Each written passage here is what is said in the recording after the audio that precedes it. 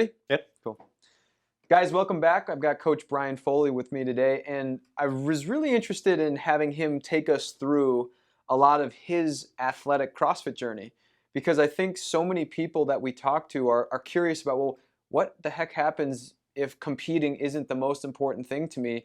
And Brian's been at a very, very high level as an athlete, and he's now not competing as an athlete. And I think it's a really interesting story to walk through. So we're just going to go through some of the big pieces around it and just have some fun with it and just kind of do a little bit of storytelling. So appreciate you coming on.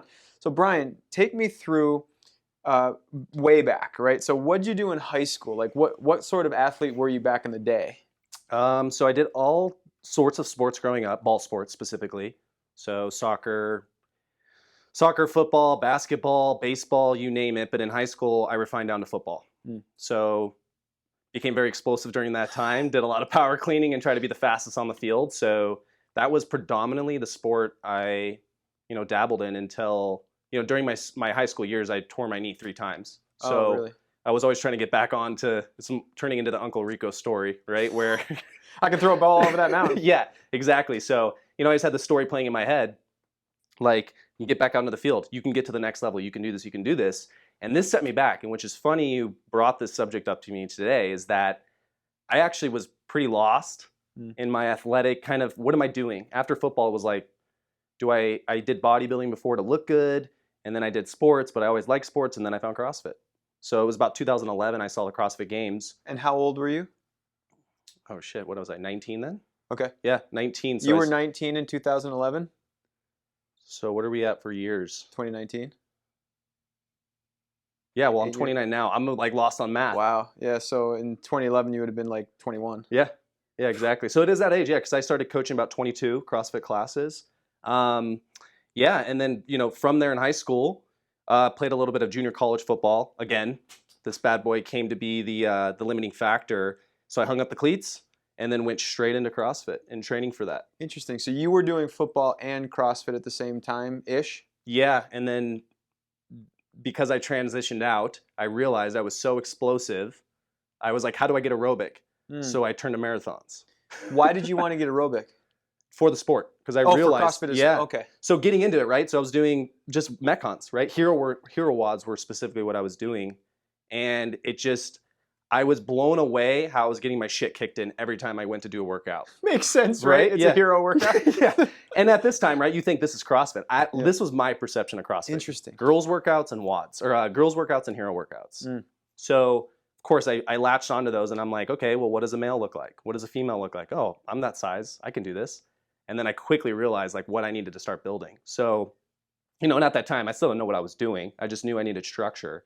So I started doing I did all modalities to try to prepare for my Metcons once a day. So when you say all modalities, what does that mean? Bodybuilding, doing Metcons. I picked up running, started doing running training for marathons just to start to do an aerobic build. Just like massive volume and all kinds of, okay. Yeah. So I was trying to be the best, do the best, and do as much as I could. And then just really, I'd say I listened to my body, but really I was just broken down all the time trying to figure shit out. But I'd say probably in 2014 is when I stumbled upon OPT at that time and freaking found James, did CCP level 1 program design. Where would you have found OPT? Like, how would you have come across that? Dude. Is that like a referral thing? Like somebody mentioned? No. Hey. So I'll tell you I can do my journey of how I found it. And it was actually really cool how I found him. I felt it just kind of landed there, right? And I was like, this is what I need. This is it. And like all these, light bulbs started going off. But I was actually on CrossFit Invictus' site. And this was, I think at that time, CJ had just done CCP through James. I know I was in level 2 with CJ in, I think it was 14. So it might have been then that you saw maybe that he was in the room. Well, so I went on their website, and at that time, I really wanted to coach. And I wanted to coach at a gym while I trained. So I was like, Invictus is the place. So at that time it was, and I'm in California. So I went on their website, scroll down to the bottom, and I see this badge that says OPT. Cool. I click the badge, I get to OPT's website, and then it was pretty much game over from there. I just started gobbling everything up. Like the blog, Yeah, James's videos. I'm like, this dude is talking about this in this room with the whiteboard, and it's a whole different direction and world.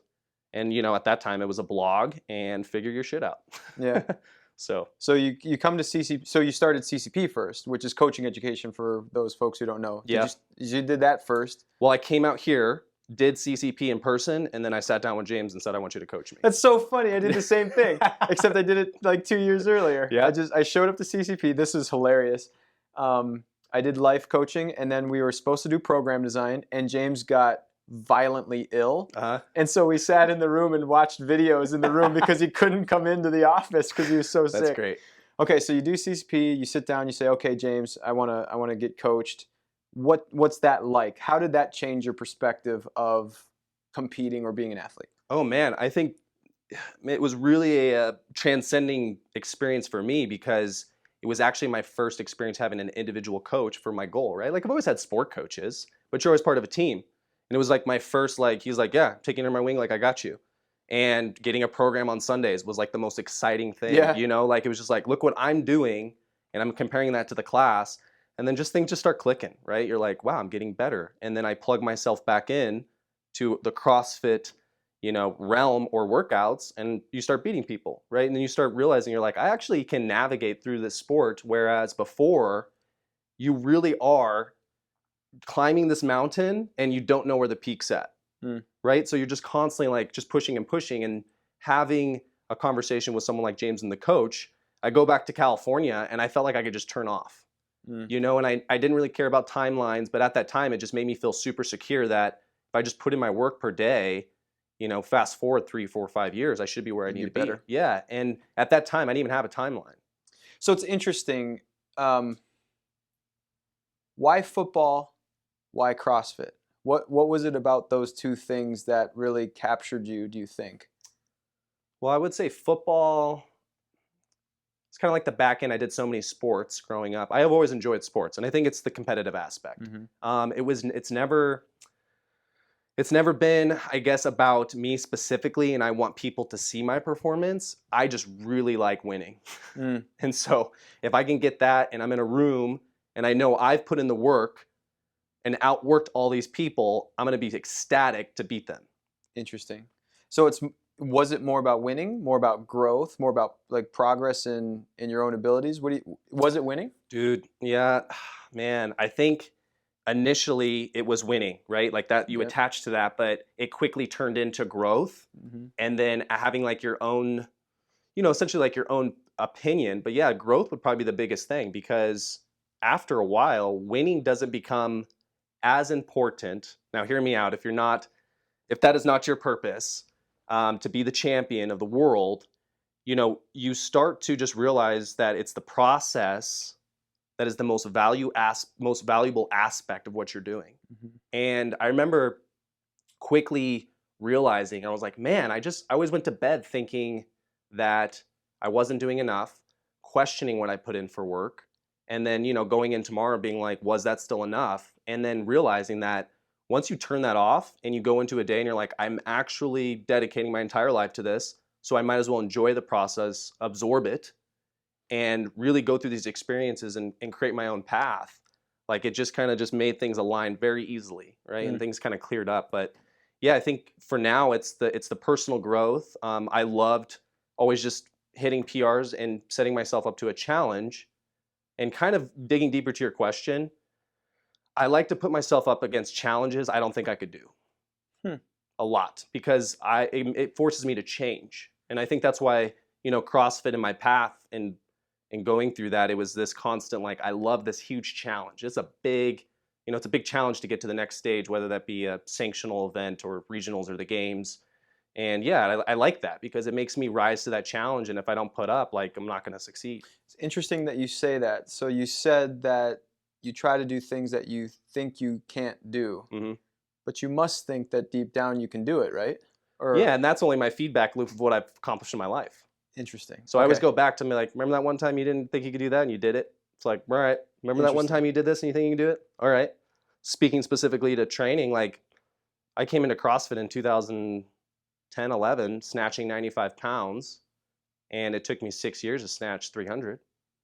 You snatched 300? 295. I like to round that up. 295 was the all-time. Your face was priceless. Like, oh no, oh no.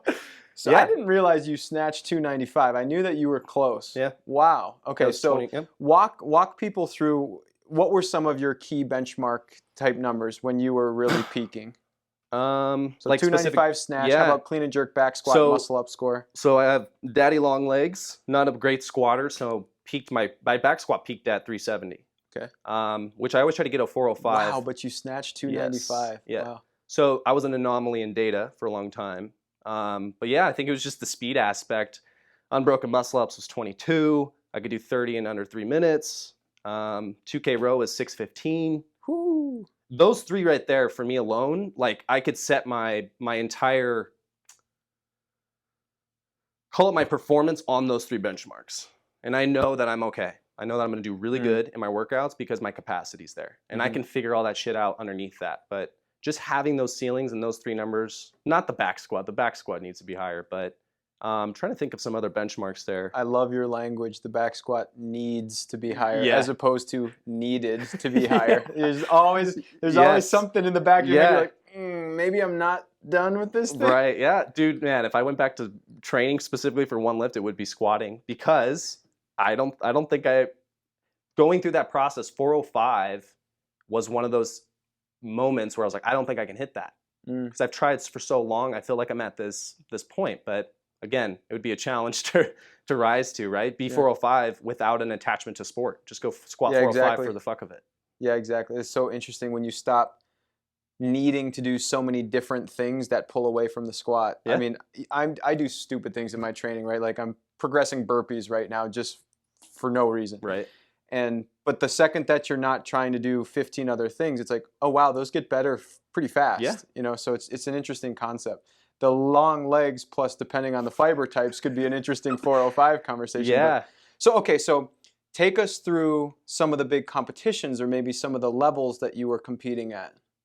Yeah, so from 2014 to 2017, was always on a regional stage, all team. And then 2016 was my peak year, my best year. And after 2016 was when I really decided that I wasn't going to compete anymore and really just start to hone in on what I want to do for a career and what gives me purpose. Why did you want to stop? I knew what it was going to take. I knew the dedication of my age. I was already 5 years into this.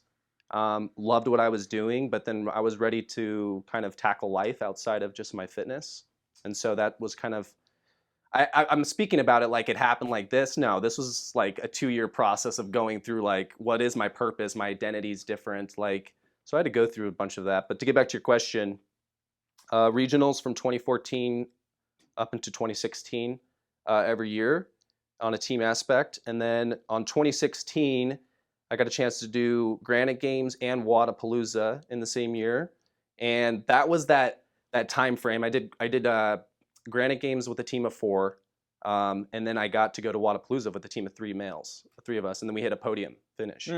And that was probably one of the best experiences of my life, to be honest. Like regionals, I could say if I was at the games, I'm sure that would have been an experience to be on the podium, the experience. But yeah, so Wadapalooza that year, podiumed, and then I kind of looked at this and I'm like, this can be your year. It's your individual year. You've been putting in the work. But then that's where that turning the page came into my life, and I was like, it's going to be about another 4 years, and I train twice a day, and I really like coaching, and I wanted to make sure that I was making the right steps and not slowing my track down.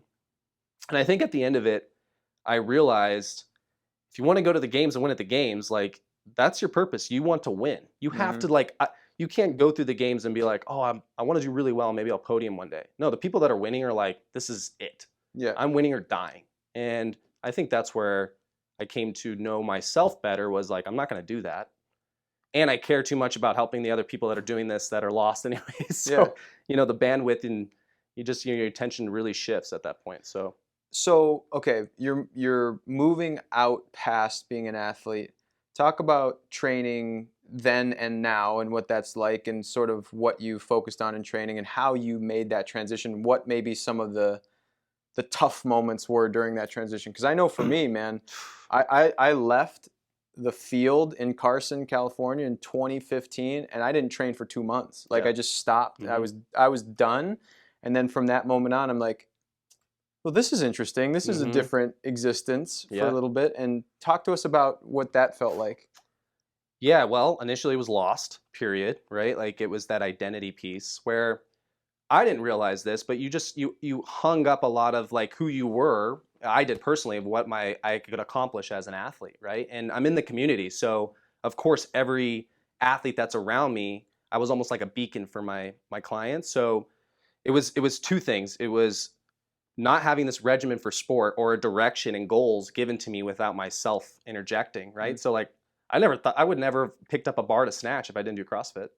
But then I got up to my goals through the 295s and say 300 again.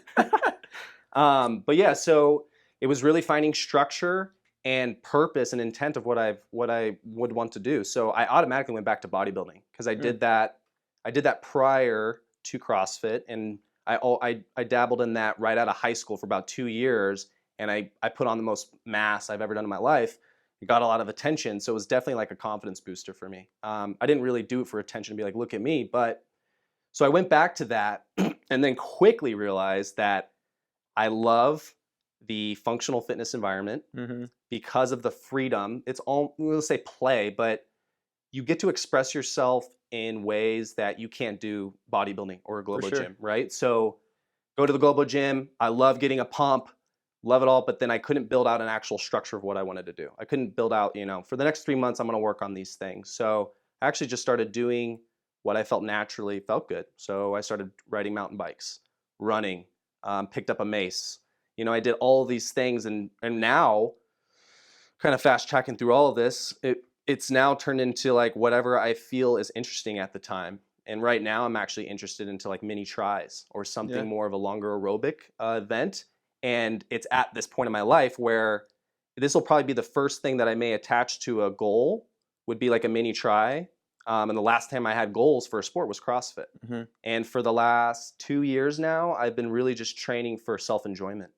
Yeah, it's so funny. We have so many clients, I mean, you can attest to this, that don't think there's a life after CrossFit, and then 6 months, 12 months, 2 years down the road, they're having just as much fun or more fun going after an event like a triathlon or whatever. They're just doing it with a purpose, right? And so I think it's such an interesting conversation for people to reflect on a little bit and say, okay, am I in this thing? If I'm not in this thing, what might I be able to do to have more enjoyment, success, progress, and I would argue in and out of the gym. So if you were to try to give people kind of a that person who's like, I'm kind of curious what my next steps might be, what might be some advice for that person? And is this someone coming out, like maybe post-competing? Yeah, well, somebody who might be competing now who's just like, oh man, I'm not sure what else I can do. Like, what would you say to them? I think what they'd have to do is you got to disconnect yourself from the community of CrossFit, because I have this conversation a lot. Funny, ironically, I had a conversation this morning with someone who is at that stage, and they actually kind of, touched on how you were talking about burpees. You were fine down on burpees. They get better a lot faster, right? And so we talked about how this specific person was weightlifting. It was something that they really attached to, and this person specifically was like, hey, I'm powerful in essence and I don't like to run, so I'm naturally going to go towards weightlifting, and I have a coach that can guide me through this. So it's very intriguing to me because I can set these goals and benchmarks and attach to that. So I think really it's get out of if you're in a competition and you're falling into, your goals are laid out not by you but by a sport, you got to get that cleared up. And then you've got to look at what you've been doing, right? So if you enjoy snatching, that's something I would attend to, right? Or if there was some type of sessions that you were just like, man, I don't know why, but I really like this stuff. Each of those modalities are separate and by themselves. So you could hone in on those for years. And I think it's, and the best advice would be is just go with the flow and don't worry about like, is this going to be the next 2 years what I'm doing or the next 1 year? Because I find that people that, let's say they didn't have CrossFit and they experienced CrossFit for a year or two, and then they come out on the other end and they're this person that we're speaking about, it gives you like a lens to be like, I can really dabble in whatever I want. And I can go run and I can bodybuild. I think if you don't have that experience, you find the first thing that people are doing and you think that's just what you do, right? Yeah, and potentially you attach a lot of competitive juice. Oh yeah. To people outside of yourself, which, hey, we both did that, and I think that that's great for those who want to compete. But the moment that that's not the focus, it does require a perception shift. Yeah. You know, and I think a lot of people can maybe reflect back on how that actually does feel for them. I know a lot of people who get out of the sport and just kind of cringe at it. You know what I mean? They don't give themselves the space to just say, that was awesome. I'm really glad I did it. And now here's what I'm doing now. Yeah. You know, they worry about what they didn't accomplish or what, you know, whatever. Meanwhile, to your earlier point, they weren't willing to die to win.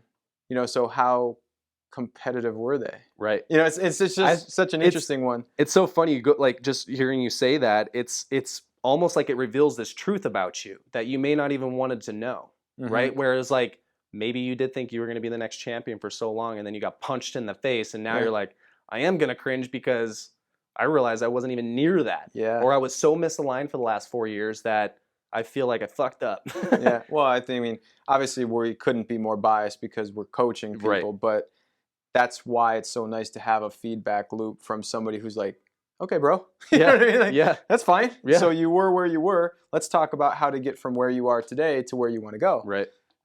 Anyways, gosh, man, I would love to just keep talking about this forever, but I really appreciate you taking us through that.